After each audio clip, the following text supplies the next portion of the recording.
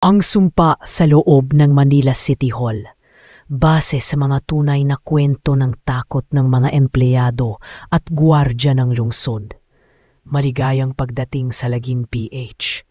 Dito, ang mga kwento'y hindi katang-isip, kundi mga alaala ng takot na bumabalik sa dilim.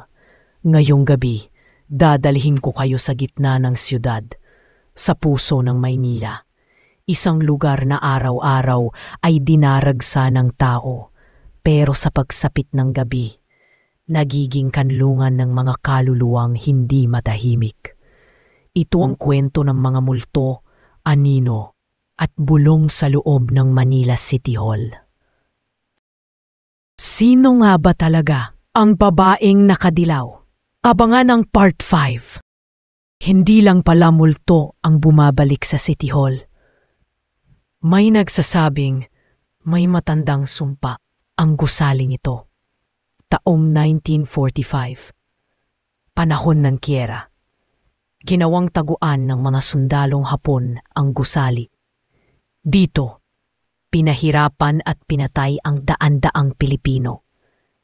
Isa sa mga biktima, isang babaeng guro. Nakadilaw ang suot. Sinasabing ginapos siya sa ilalim ng basement habang umiiyak ang kanyang anak sa labas ng pinto. Hindi na sila muling nagkita. At mula noon, tuwing alas 5 ng hapon, may babaeng umiikot sa 5th floor.